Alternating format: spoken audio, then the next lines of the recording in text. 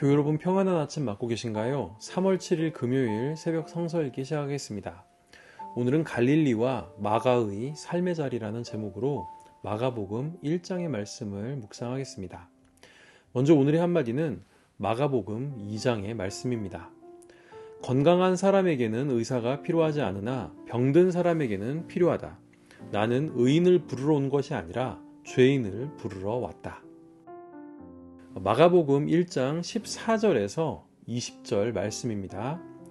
요한이 잡힌 뒤에 예수께서 갈릴리에 오셔서 하나님의 복음을 선포하셨다. 때가 찼다. 하나님의 나라가 가까이 왔다. 회개하여라. 복음을 믿어라. 예수께서 갈릴리 바닷가를 지나가시다가 시몬과 그의 동생 안드레가 바다에서 그물을 던지고 있는 것을 보셨다. 그들은 어부였다. 예수께서 그들에게 말씀하셨다. 나를 따라오너라. 내가 너희를 사람을 낚는 어부가 되게 하겠다. 그들은 곧 그물을 버리고 예수를 따랐다. 예수께서 조금 더 가시다가 세베대의 아들 야고보와 그의 동생 요한이 배에서 그물을 깁고 있는 것을 보시고 곧바로 그들을 부르셨다. 그들은 아버지 세베대를 일꾼들과 함께 배에 남겨두고 곧 예수를 따랐다. 어제도 말씀드렸지만 마가복음은 역사적 예수의 모습이 가장 생생하게 담겨있는 복음서입니다. 또한 저자가 자신이 속한 공동체에게 예수님의 일대기를 통해 전하고자 하는 어떤 신학적 메시지를 담고 있다고도 말씀드렸습니다. 오늘 본문도 이러한 관점을 가지고 살펴보면 좋겠습니다. 먼저 14절입니다. 세례 운동으로 인해 유대 땅에 세례 요한의 영향력이 날로 높아졌습니다. 이에 위협을 느낀 헤롯 당국은 그를 정치범으로 몰아 감옥에 가두지요. 여기에서 잡혔다라는 뜻으로 쓰인 헬라어 파라디도미는 이후 예수께서 빌라도 당국에게 넘겨지실 때 쓰여지는 단어와 동일합니다. 요한과 예수는 동일한 운명이라는 복선이 깔리네요. 요한이 잡히자 예수님은 그의 사역을 이제 본격적으로 시작하십니다. 그런데 유대 예루살렘에서가 아니라 자신의 고향인 갈릴리에 돌아가셔서 사역을 시작합니다. 그러면 예수님은 왜 갈릴리에서 사역을 시작하셨을까요? 우선 익숙한 고향 땅이기에 그곳에서 사역을 시작했다고 생각할 수도 있습니다. 그런데 그것보다 더 큰 의미가 숨어 있습니다. 당시 갈릴리는 한국에서 전라도와 비슷한 처지에 있던 땅입니다. 요즘은 좀 덜하지만 얼마 전까지만 하더라도 전라도 사람 하면 약간의 부정적인 의미를 담고 있었습니다. 반골 기질이 있고 자기들끼리 잘 뭉친다는 그런 뉘앙스를 가지고 있어요. 그런데 전라도 사람들의 그러한 기질은 그 지역이 빈곤해서가 아니라 풍요롭기 때문에 생긴 것입니다. 풍요로웠기 때문에 부재지주가 많았고 수탈이 일상적이었기 때문에 부조리한 구조적인 힘에 대항하기 위해 자기들끼리 뭉칠 수밖에 없었던 것이지요. 갈릴리도 마찬가지였습니다. 유대의 중심은 예루살렘입니다. 그곳은 찬란한 성전의 도시였지만 그들의 화려한 종교생활 또 문화생활을 지탱하는 하부 구조는 전무했습니다. 그곳은 사막에 가까운 척박한 땅이었기 때문이지요. 그래서 그들은 삶을 지탱할 물적 토대를 갈릴리에 전적으로 의존했습니다. 갈릴리는 아주 비옥한 옥토였고 소출 또한 풍부했기 때문입니다. 하지만 갈릴리 땅 대부분은 예루살렘의 상류층이 소유하고 있었기 때문에 대부분의 농민과 어민들은 가난을 면치 못했습니다. 게다가 성전세, 11조 등 유대 종교의 착취와 로마의 가혹한 세금 정책으로 인해 이중의 수탈을 당해야 했습니다. 그래서 이곳 갈릴리는 민중 봉기가 잦았던 곳입니다. 가난하고 서럽고 아픔이 많은 이곳 갈릴리 땅, 병든 자가 많은 이곳이야말로 예수님이 필요한 곳이었습니다. 이제 15절입니다. 갈릴리에서의 예수님의 첫 선포는 때가 찼다. 하나님의 나라가 가까이 왔다. 회개하여라. 복음을 믿어라. 이렇게 짧은 한 줄이었습니다. 사실 예수님은 수많은 설법을 행했을 것입니다. 하지만 마가는 이를 단 한 줄로 간략히 요약합니다. 그러면 한 구절씩 살펴보면서 그 의미를 파악해 보겠습니다. 때가 찼다에서 때라는 말은 헬라어 카이로스입니다. 일반적인 시간인 크로노스가 아니라 바로 다시 오지 않을 시간, 구약 선지자들이 그토록 갈망했던 바로 그 시간이 온 것입니다.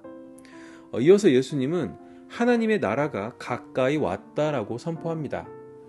여기서 나라는 어떤 영토의 개념이라기보다는 하나님의 통치가 실현되는 곳을 말합니다. 약육강식의 논리가 지배하는 죽음의 땅 갈릴리는 이제 하나님의 질서로 운영되는 새로운 땅이 됩니다. 그러니 회개가 필요합니다. 회개란 헬라어로 메타노이아입니다. 단순히 죄에서 돌이키는 것이 아니라 죄를 지을 수밖에 없도록 만드는 어떠한 구조, 어떠한 힘에 의해 지배된 통념을 넘어서라는 것입니다. 당시 갈릴리는 로마의 지배를 받고 있었습니다. 그러니 힘에 의한 지배를 당연시하는 통념이 존재했을 것입니다. 약육강식의 논리도 그 안에 포함되어 있겠지요. 하지만 예수께서 행하신 사역은 이 통념을 깨부수는 일이었습니다. 이에 대해서는 앞으로도 계속 이야기해 나갈 것입니다. 그리고 예수께서는 복음을 믿으라고 말씀하십니다. 복음은 말 그대로 기쁜 소식입니다. 예수님의 세례에서도 볼 수 있듯 먼저 하나님이 우리 인간을 사랑하신다라는 그런 기쁜 소식입니다. 하지만 수탈과 식민 지배의 상처가 깊은 갈릴리 사람들은 하나님이 자신들을 사랑하신다는 그 소식을 곧이곧대로 믿을 수 없었을 것입니다. 부모의 사랑을 충분히 받지 못한 사람이 타인의 호의를 의심하듯 말입니다. 그렇기 때문에 예수께서는 복음을 믿으라고 말씀하신 겁니다. 이제 예수님은 갈릴리 호수를 지나가다가 고기를 잡고 있던 어부 시몬과 그의 형제 안드레에게 이렇게 말합니다. 나를 따라오너라. 내가 너희를 사람 낚는 어부가 되게 하겠다. 마가복음의 저자는 두 형제가 곧바로 그물을 던지고 예수를 따랐다고 전합니다. 또 예수님은 세베대의 아들 야고보와 그의 형제 요한을 부르셨고 그들이 또 곧바로 자기 아버지를 일꾼들과 함께 배 그대로 두고 예수님을 따랐다고 이야기합니다. 여기서 곧바로라는 말이 어떤 긴박감을 주지 않나요? 마가복음은 곧바로, 곧이라는 뜻의 헬라어 유티스가 1장에서만 11번, 전체를 본다면 41번이나 쓰입니다. 마가복음의 저자는 독자들에게도 예수를 따르던 제자들과 같이 곧바로 어떤 행동을 하도록 이야기하고 있는 느낌입니다. 여기에서 우리는 마가복음의 저자의 삶의 자리를 생각해 보려고 합니다. 마가복음의 저자는 전통적으로 사도행전에 나오는 마가 요한이라고 전해집니다. 하지만 저자가 누군지는 정확히 알 길이 없어요. 또한 마가복음의 수신자 역시 정확히 알 수는 없지만 지난 시간에 언급했던 마르크세는 마가복음에서 일관되게 강조되는 갈릴리 중심성을 근거로 갈릴리에 있는 그리스도교 공동체가 그 수신자라고 주장합니다. 어찌되었든 마가는 예수님의 일화를 통해 그 공동체에게 어떤 메시지를 전하려고 합니다. 우선 갈릴리라는 배경은 로마의 박해와 유대교의 박해를 동시에 받고 있던 갈릴리 공동체를 염두에 둔 것입니다. 예수께서 다른 곳이 아니라 갈릴리에서 사역을 시작한 이유 역시 여기에 있는 것이지요.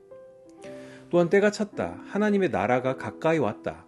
회개하여라. 복음을 믿어라. 라는 말씀 역시 환난 때문에 믿음을 저버리려 하는 바로 그 공동체 사람들에게 전하는 말씀이었던 것입니다. 그리고 예수께서 제자들을 부르시고 제자들은 예수님의 부르심을 따라 뒤도 돌아보지 않고 곧바로 예수님을 따르는 장면 역시 예수의 제자들이 보여준 이러한 신속한 믿음으로의 결단을 그 공동체에게 촉구하는 의도가 깔려 있는 것으로 볼 수 있습니다. 그러면 이 말씀이 우리에게 주는 의미는 무엇일까요? 저는 다르지 않다고 봅니다. 인간의 삶은 시대가 바뀌어도 늘 그 시대의 통념에 강력한 지배를 받고 있기 때문에 통념의 길이 아닌 하나님의 길로 돌이키라는 예수님의 말씀은 언제나 유효하다고 할 수 있습니다. 그리고 그 말씀을 나의 것으로 받아들이는 그 순간이 바로 카이로스의 시간일 것입니다. 우리 모두 예수님의 말씀을 곧바로 즉시 따르는 그런 사람이 되었으면 좋겠습니다. 함께 기도하겠습니다. 하나님, 시대가 지배하는 통념을 박차고 나와 예수님이 걸어가신 그 길을 곧바로 따를 수 있도록 도와주세요. 우리에게도 주님을 만나는 카이로스의 시간을 허락해 주세요. 예수님의 이름으로 기도드립니다. 아멘. 오늘의 찬양은 예수전도단의 때가 참회입니다. 주님을 새롭게 다시 만나는 카이로스의 하루 되시길 바랍니다. 저는 다음 주 목요일에 다시 찾아뵙겠습니다. 감사합니다.